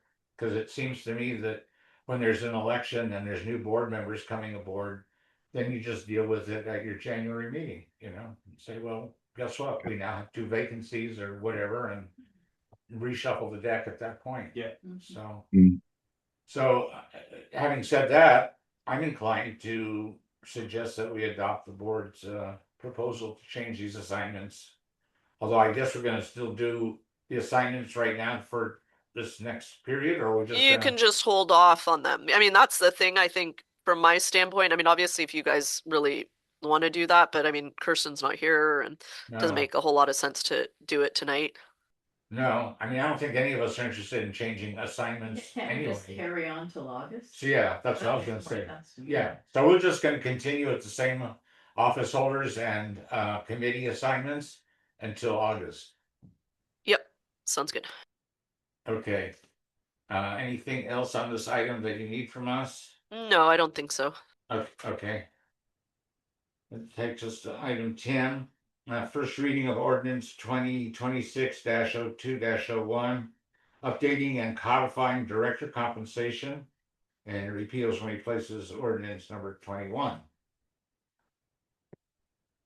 So this is a proposal that was on the table for a little bit. Is, I guess, has to be 2 readings of it, so this would be the first reading. And then at the February meeting, it would be voted upon. Do we have to Yes. go ahead? Oh, yeah, no, sorry. That's just basically my understanding of ordinances is that there should be 2 readings. This first one where you basically would be proposing any amendments. So, I mean, the idea is that you let the public know. So it's not like, okay, we'll amend it next meeting. It's like, here's your opportunity to amend it. The community has a month to look it over and think about it, and then they could come, Okay. thwart your effort to approve it at the next meeting or whatever. So in lieu of actually reading the whole ordinance right now, it's available to the public on our website, I assume, and that constitutes offering it for the first reading tonight. Is that sufficient? Yeah, and obviously you could recommend any changes that you want to see on it tonight. Oh, okay. Well, let me find out from the board if there's any proposed changes and. And one other thing, I wrote an ordinance around this and folded this information in. But since this is our January meeting, I would like to, and this is sort of a first pass at this, but you'll notice that the ordinance has a weird number. Ordinance 26-01. And that's basically because I would like to adopt what a lot of other districts and the county does, which is to name our resolutions and ordinances according to the year and month. Or sorry, not the year and month. It's actually just, yeah, year and number. So that's why, you'll approve this in February, but it will be called 26-01. I am not opposed to putting the whole year there, 2026. I know Kevin had said we'll get into like a Y2K issue at some point. Yeah, that was my my notes. I would say that I think we should use the full year. Okay. Makes it more obvious that it's a year too. So that in 21-26, we'll know it's 100 years old. We can celebrate. Yeah. Yeah. We'll still be here. Yeah. Okay, well, that satisfies then the first reading of the ordinance. I'll go to item 11, there's nothing. Item 12, managers update, Can I make a general comment? please. Georgia, the memos that you're creating are very helpful. So thank you. They have really helped me organize how I should approach my reading of different pieces of information that you provide us, and then kind of gives me a sense of where your head is at, kind of the context of the discussion. So I just wanted to say I appreciate them. Thank you. Oh, thank you. Yes, my intention is that they also maybe hopefully speed along the meeting a little bit. So all the time you save by creating the minutes, you now spend writing memos. Yeah, exactly. Okay. Can I ask a clarifying question about the compensation? Oh yeah, sure. Sorry, we left that a little bit early. No, that's fine. I was rereading it and it says $100 per meeting for attendance at assigned or authorized non-regular meetings. Like for instance, this budget meeting would that be an example of that? Yes, exactly. Okay, just And anything so, that's not and- the regular monthly meeting. Right. Yeah, Okay, and you'll that was my understanding. I just wanted to make sure I was got it. Yes. Yeah, and so for instance, there's a whole complexity around the history of what was existing when we started to scratch the surface of, oh, okay, you guys approved this thing in October. We were like, okay, where is the associated resolution? And anyways, so the memo kind of goes into sort of kind of trying to surface that whole history and clean the whole thing up. But actually what happens is in October, you guys approved this proposal. And in fact, even if you rewind from before that, as part of the budget approval process, you guys upped the director compensation by $5,000, like a full $5,000 pot, to say, okay, this next year we'll look at how we, this will give us some flexibility. So you basically had already done the budget approval and the, notifying the public of all of that through the through Prop 218 noticing, which is in fact what the previous 250 had done back in 2006 too. It had just gone through the budget process and had delineated, hey, now we're paying directors $250 per meeting. But what we found is that actually there's this existing ordinance from, now I'm forgetting, like 89 or something. I don't remember what year it was, but that set the director pay at 150. So we had this kind of mess where the only real ordinance we had referencing your director pay said that you guys were paid 150. It is appropriate to either pass a resolution or an ordinance associated with this that just fully defines, like as we originally had, and not to just fold it into the, the budget. I think it's nice to have a specific ordinance associated with it that delineates all the rules and all of that. Anyways, so that's just to point out, that's another thing I would like us to do is, so along with this new naming scheme where you can see the year that an ordinance was passed or a resolution was passed, is also to get away from amending previous ordinances and just repealing and replacing them, so that you guys don't, and we don't, and the public doesn't have to go to reference a million different documents just to find out what the existing kind of status quo is. So that's what this one does. It basically repeals that one that I was talking about earlier that says you guys are paid $150 per meeting. It replaces it with this new one, and it delineates the rules that you guys approved in October. To be clear, at the Finance Committee meeting, meeting 0, that Kevin was so curious about, that was the CIP meeting. And the directors were already paid according to your approval from the October meeting. But yes, Grace, long story short, yes, Okay, thank you you. will get paid $100 for these Yeah, I for just extra wasn't sure. meetings.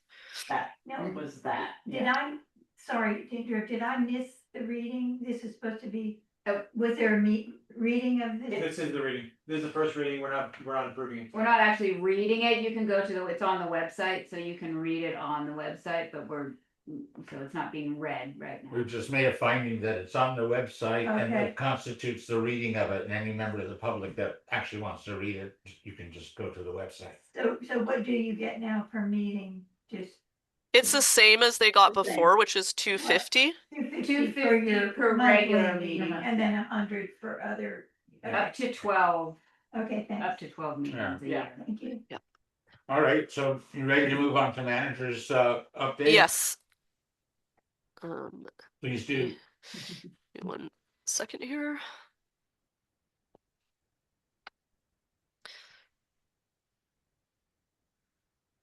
Can you guys see that? No, God, why is it doing that? Ooh, can There you we see go. that? Yeah. pretty soon. No? There you go. Still? Yeah, now Got it's it. good. Okay, there might be a Yeah. big delay here. Okay, this is the status. So in December 2025, water production in the district averaged 111 gallons per day. This is down from November's 129 gallons per day. And consumption in December averaged 113. This is down from November's 124. Looking for the last 3 Decembers, so comparing December 2025 to December 2024 and 23, we're pretty stable here. So that's good. This is just looking at the total supply and demand in the district as part of our monthly, and you can see we're completing out the annual year. This is looking at beyond the meter right on the other side of the meter here. Oh, nice, I can zoom in. And we're kind of comparing this blue to this blue, as you guys are familiar, and things are looking pretty stable, which is good. Good, yeah. Oops, that was crazy. Um, and yeah, just to look at, I mean, this is no surprise to anybody, but we're at, starting from, this is now the rain year, which starts July 1, we're at 11.67 inches of rain. Here is what, can you guys hear that? The sound's not coming, but we can see. Oh, sad. Well, you'll just have to listen to my clogged up nose and imagine. You're running good. Yeah. Okay, that's what it looked like last. Sorry. And this is what it looks like this month. I wish you could hear the noise. It's so much louder. Yeah, okay. But obviously this was after that big storm. Mhm. That's the lower impoundment. And moving to the upper. Related question, is the trail open to the public yet? Yeah, it could be the other, I didn't report on it here, but the road is holding up well, which is great. And so obviously the repairs, I'm not sure if we took down that sign, but we I should. think we did, or at least they were saying they need to take the sign down. So Okay, yeah, we'll check on that, Kevin. Thanks it for is reminding very us. mucky up there. Yeah. So, yeah, But the hazards have been removed, I mean, I or believe so. repaired, yes. yeah. Okay, Yeah. that's great. And so since I last reported to you guys, Azola unfortunately has exploded, but it's Wow. that time of year. I'll report on that in a little bit. But the other Wood Rat 2 looks good. I attended this meeting with Isabel Winstead, who we met with before, who was talking about, energy independence and seeing if we could, form an electric utility. And so she reached out to Andrew and Andrew Alexander Green and I kind of felt like I didn't want to burden Andrew with that, and I felt like it's appropriate for me to kind of do a first pass and just determine whether this should be brought before the full board. It was a really interesting material and meeting, and they prepared these meeting materials. So I would just encourage you guys after the meeting to check this out on, whenever you have a moment. And it really, I mean, it's as good as being at the meeting, and we'll do a better job of summarizing the whole deal. But as a first pass, I mean, it's a much pared down version of what was presented to us before. It's not this kind of what I would consider a little bit of a pipe dream of, oh, we're gonna buy all of this infrastructure and we'll become the PG&E of Bolinas. Instead, it's like we'd become a utility district, and we really are basically a utility district in name only. And then there's these small, kind of graduated steps that we take to kind of have more and more kind of impact on our in energy independence. So this would be like microgrids and stuff like that, but it could even be just like weatherproofing as like a first step, right? Anyways, so it's an interesting idea. It seems much more kind of reasonable, but I was also very candid with them around, we have so many needs in the district, and I don't foresee, unless we have other resources that allow us to pursue this in earnest, we don't have the bandwidth to just basically really delve into this and, flesh this all out. And so what I was recommending to them was that, I would kind of put them in contact with other people in the community that are, maybe this is their passion, they have more bandwidth to address this, and they can kind of spearhead this, still at this exploratory level, but spearhead this, and then maybe at some point come back to us with a very specific ask. So that's kind of where I was just, I know that Belle had mentioned that some of this, has already been looked at, and there may be community members that are particularly passionate about microgrids. So, I would just, I don't think you need to do anything specific, but if you individual community members know people that you think would be really great to be involved in this, just essentially direct them to this and they can find those meeting materials, and then I can make an introduction with Isabel and this Bob Kraus, who is part of this consulting Spark Communities, who heads these kinds of projects. Really minimal leaks, which is great. Part of that obviously is the time of year. It's harder to detect leaks when it's so wet out. But we basically only had one leak at Fern. As I mentioned, here's what I really wish you could hear this. It's so pretty. It's like all these birds. Anyways, the audio is great. Next time I'll figure out how to communicate the audio. But anyways, it's basically 90% covered. And you can see we're kind of in this 2-year cycle where twice a year in July, August, we're having, or I guess always just, yeah, June, July, we're having to do a clearing. And then around January, we're having to do a clearing. So that looks like what we're at. I mean, this is basically in line with the budget. We basically are calling out Azolla removal as needing its own separate budget line item. But I mean, just to reiterate, it feels like a huge waste in that we're not using this resource and we're spending, $12,000 a year removing, this vegetation.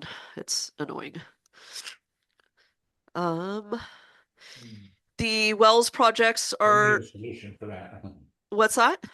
Well, I was just saying, yeah, we do need a solution for that. We're spending the same amount every year, and we have a giant pile of this green stuff that ought to be useful for some way. And it looks like it never ends unless we come up with an idea, but. Yeah, and it's kind of funny because the guys now that we are hired, which was great. I mean, they're really good and they're cheaper than the original people we were using. But it's also funny because we get this call from them this time of year. They're like, "Oh, we were out at the Azolla Pond." Yeah, Yeah. we need to come. Yeah. Yes. So, yeah, it is something that I'll feel a lot more comfortable developing another plan once the wells are in place, because they obviously serve a similar role to the reservoirs at some level, especially obviously in terms of a potable source. So yeah, I mean, but I think right now we kind of just have to maintain this removal until they're in place, and then we can make, broader, more drastic decisions about whether this is worthwhile to maintain these. Georgia, what about commissioning an exploratory study to look uphill from that reservoir and figure out what's going on uphill, if there's some way to cut it off at the source? Because from my memory of talking about this before, we don't really know where it's coming from, and we don't necessarily know what's uphill of this. Is that? Yeah, I don't know. I know I showed you guys this kind of like weird picture where I noticed, I mean, it's very difficult to get to, but there's this one little kind of tiny little pond that feeds the pond that is just like chock full of Azolla, it looks like all year round. And you can see it, sorry, probably you can maybe see it on the, although he took it from another, it's just basically right here. I don't know if you guys can see my cursor. Yeah, I remember that. Yeah, so I guess the other issue is that basically, we never obviously eradicate all of it in the reservoir. So whether, even kind of tackling one of those other sources is really doing anything, I'm not sure. But yeah, there's broader issues with the water quality, and I think it would just be, kind of getting some consultant to look at both of the reservoirs and doing a more thorough study at some point in the future. But again, I would rather get the wells online and just really understand what our operational dependence is on the reservoirs before we kind of make that commitment to have a broader study. Okay. Thanks. All right, onward. This is just, Wells projects are moving along. This is us, not me, but Good. the guys insulated the Connex box, so that's that moving along. And then additionally, just wanted to use this opportunity to let the public know that as I've told you guys before, there's equipment that needs to be removed from resource recovery that's near the wellhead, and as part of our approval to use that as a potable source, we are mandated to get that equipment out of there.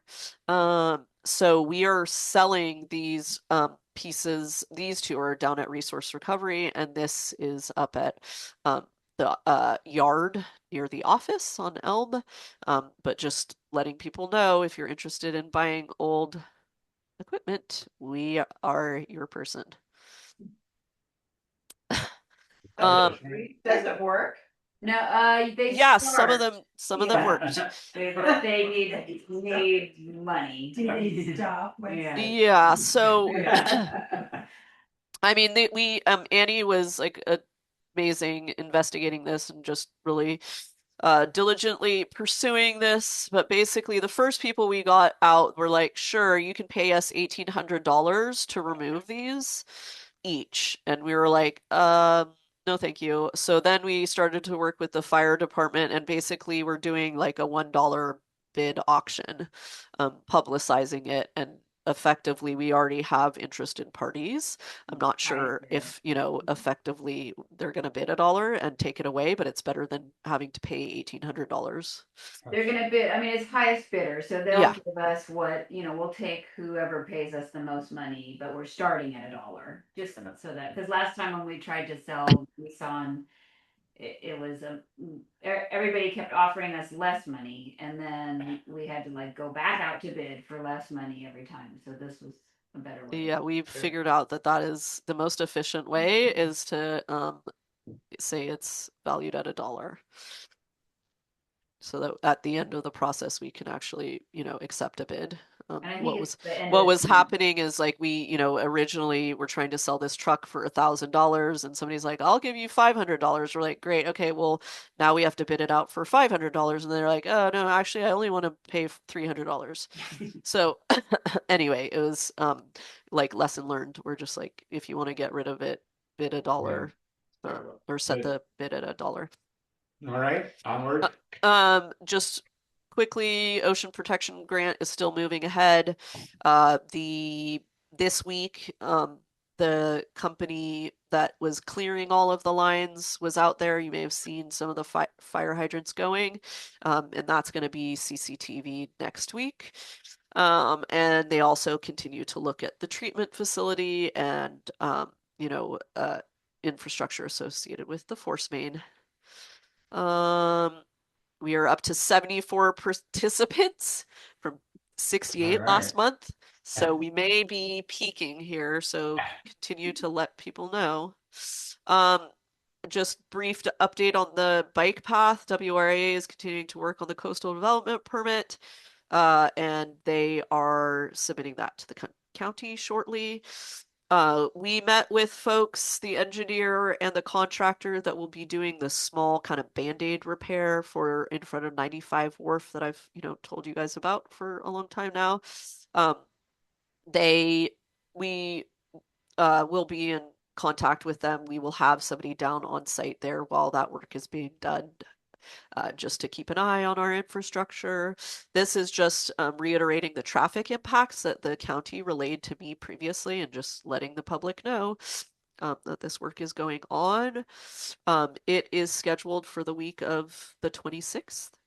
And the other thing that the contractor mentioned at that site visit was the potential to, dump material on district property. I told them I needed to understand a lot more about that before we would give them the go ahead. So what are the materials, the amount of materials? I've not heard back from them. So I'll keep you guys apprised of how that all happens. The next few slides all relate to damage from the storm. So you may or may not be aware that the walkway on Bright totally collapsed. It's very dangerous. It's been cordoned off with the owner at 100 Brighton working with the fire department to do all of this, but they were also kind of keeping us apprised of the whole situation, just alerting the public, don't go down there. Wow. This is also, as you are probably all aware, there was a major slide on Cliff Road. Actually, isn't it Avenue? I'm not sure. But anyway, this is, obviously very damaging. Fortunately for the district, did not impact any of our infrastructure. Maybe just quickly point out on the sewer map here, which kind of delineates what happens with the water map. It's really hard to tell, actually. Never mind. Where is it? But anyways, basically our infrastructure diverges right there. So obviously it's impactful on being able to access that infrastructure in terms of the same access that everybody is dealing with, with Cliff being, with all of these Altura and Cliff being all one-way roads. But yeah, as my understanding is that the fire district is, and I'm not sure, maybe Kevin, you can comment on what the status of all of that is to just, generally let the public know. But my understanding is that it's going to be one way on Altura for a while. That's my understanding as well. And is there a light fix there yet to direct the alternating not as traffic? of today, but I've heard any day now there should be a traffic light in place. Okay. I think we're working with the county and we're having trouble sourcing a traffic light, but Okay. supposedly coming any day now. Okay. But best to avoid Altura and the Little Mesa in general. Foot traffic is always welcome on Little Mesa, but car traffic, especially now, is problematic. Is that a Little Mesa road group project? Because that's not a county maintained road, is it? It's not a county maintained road, unfortunately. So you guys are passing the hat to get it fixed, or did they have the road group has enough money? Because that's a pretty big project. The road group does not have enough money. No. So Yeah. what's the plan? No plan in place as of yet. Okay, Yeah. just thought I'd ask. Yeah. Contributions appreciated. Yeah, no, I knew that the road is private and it's not county maintained, and I know that the people who live there, they generally have to pass the hat to Yeah. do road work, so Yeah. a project like that can get pricey. It will get expensive. The story I've heard is that when the Little Mesa was first built up, they tried to get the county to take it over as a county road, but the county refused it. Yeah. Various people have tried over the years to get the county to take control, but they continue to refuse. So here we are. Yeah. Okay. All right, George, you want to continue? Yeah. So the other way that we've interfaced with this slide is that basically Little Mesa residents have asked us to help them locate a dumpster because Recology can't get up there to serve them, so they're having to place a dumpster somewhere in town. It looks like that's likely to happen at Mesa Park, and we're helping with that, just clearing some space where we had some asphalt or dirt. They'd originally asked to put it at resource recovery. Counterintuitively, it's actually quite annoying to put a dumpster at resource recovery because we have to vouch for that because it's a waste facility. So it was just really not practical to have a dumpster there that we don't actually regulate. I do have an update on that. They did meet and they did agree to put a dumpster at the bottom there so that it will be locked and evidently the residents will have it. So that has been agreed to, Georgia. Okay, great. That's my understanding from the last meeting. Good to hear. And then finally, the garbage is at the end of Wharf and Brayton. Belle took this beautiful picture of George in Georgia, placed in front of her, placed in front of her fantasy garbage cans. But no, just to remind people, basically what Recology agreed to is to service 2 64 recycling bins and 2 64 gallon trash bins at the end of Wharf. We're just working with you know, all of the respective agencies to get this project off the ground. Unfortunately, with so many agencies, it makes it difficult. But basically, the idea is we worked with the Rod and Boat Club who owned the property. We were working with the fire district who basically had concerns about, you know, not encroaching further into that turnaround spot. And we are just starting conversations with county parks to see if they might have some receptacles that would be we could use that would be amenable to Recology's, you know, servicing. So it's a work in progress, and just ask folks to be patient as we work through it. I would just also point out that one of the feedback that we got from the Rod and Boat Club, obviously their primary concern is about people being able to use the boat ramp and stuff. And they were really requesting us to move this stuff further down, closer to the seawall. So anyway, so it's, yep, moving along. That is the end Grace, of you have my. something? Yeah, Georgia, this is it's related, I guess, to the storm. Next meeting or something, could you just update us about the repairs to the groin to that staircase there that and also I noticed that even the sign that says groin that's way out at the end of it is hanging on by one fastener. I know Oh, that we okay. have some responsibility for that. Yes. Yeah, so I will report on that, and that will be an opportune time to report on it because basically we submitted our extension for our lease, which is a 20-year lease. And that will come before the State Lands Commission. They said maybe at their February meeting. So I'll have to present to you guys on that. But we've been, you know, in the last few months had this kind of effort to basically submit that application to renew our lease and basically getting a lot of the documents in order to, you know, accompany that application. So it is something we're working on.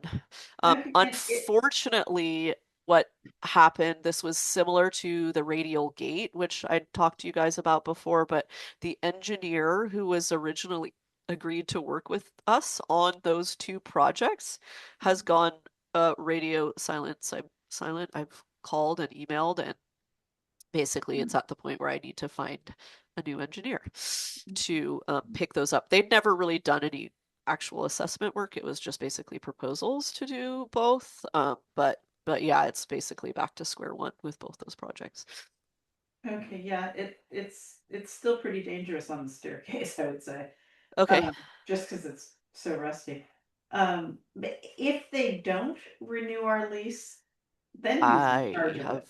I have no Them? idea. I don't Yeah. think I think they want to renew. Oh, yeah. Yeah. I mean, I would they- think so, yeah, because Yeah. otherwise, Yeah. But Yeah, the I co- don't really know, but I will say I got a little anxious because in the previous times of renewing it, it looked like it was pretty straightforward. And this time they were asking us, they said, oh, the Coastal Commission was wondering about the original approval, the original, sorry, permit. And that was what we then you know, reached out and did a Public Records Act request to get that from, because for some reason it was not in our records, and had never been submitted in the original applications. But anyways, just the fact that the Coastal Commission was getting involved made me a little anxious. But we shall see. I mean, that's not, I don't know. But yes, to be also just something that you guys are aware of, but just to let the public know, we bring in $5,000 a year in total from water customers. And we basically just stow that away. And I think we have less than $200,000. So there's no way that it's actually going to pay for the repairs. So I think that's another big question is even once we get, you know, the lease renewed, and we essentially get that work assessed, I think that we would be probably lucky if that money goes toward much beyond just getting the assessment done. So how do we actually pay for the repair of the wall? And, you know, and it's both the groin and that wall, like you're saying, and the stairs and all of that. It's a big cement metal structure. So it's, I mean, I'm not an engineer, but it doesn't look cheap. Okay, thank you. All right. Is that it? Well, you're on to miscellaneous updates, or is that the end of that? That's the end of my presentation. We're on Okay. to special reports. Yeah. Right, of which there are none. Yep. Item 14, building ad hoc committee. We don't have any committee updates, so we can just move right Okay. ahead. So I can go through standing updates as well. Yeah. Yep. All right, and then we're going on to closing, so that'll take us to approval of the minutes. The regular meeting of December the 17th. Anybody have any comments, changes, corrections to those minutes? Not for me. And if not, can I get a motion to approve them? I move to approve them. Thank you. I'll second. All in favor? Aye. Aye. 4-0. Approval of the warrants for the month of December 2025. Any questions or comments on the warrants? And if none, can I get a motion to approve them? I'm so moved. So moved. Second. Second, all in favor? Aye. Aye, 4-0. Okay, incoming correspondence, anything on that? No, I just added that in there because I realized with the Rodoni letter that we somehow dropped that off. I think that it's appropriate to have that there in case something comes up. Yeah, I think we're very good. supposed to have it there. I guess we've got that incoming. Yeah. Mm-hmm. Um, That Ralph handled. yeah, okay, Can we distribute that around? I think that would be. Oh, I know yes. You guys, Yeah. you guys write the letter. I but think I'll- we could scan it and then say, well, there's why don't we have, Belkin, there you go, make some copies right now. I'd rather have it electronic, but I'll say, that's okay. what I was. Oh, yeah, just send it an email, Yeah, yeah. you don't have to do it now. Yeah. All right, incoming, let's see, materials to be signed by board members, I think there were some checks. Yeah, we got some checks here to sign. Future agenda items, got anything in mind, Georgia? Yeah, there were some, but I'm totally brain dead. Sorry. A couple things. Yeah, we have the BEP thing coming up. I'm sorry, the what? The BEP, the tree Oh, yeah, report. yeah. That will be Okay. on for a future agenda. Okay, I think there was the evaluations. One of the things I did this winter was develop an evaluation. I presented those forms to you guys at some meeting, but I actually went through the process of evaluating. I'm not quite done with the entire staff, but did all of the field operators. That was a helpful process. But along with that is basically developing a process for you guys to conduct an evaluation of the general manager. So we should really try to hammer that out in February. okay. Anything under future agenda items? Other than what we just said? No? Next meeting date? Somebody has their hand Oh, up. I'm sorry. Yes, Wendy? I just wanted to say thank you for the update on the trash issue.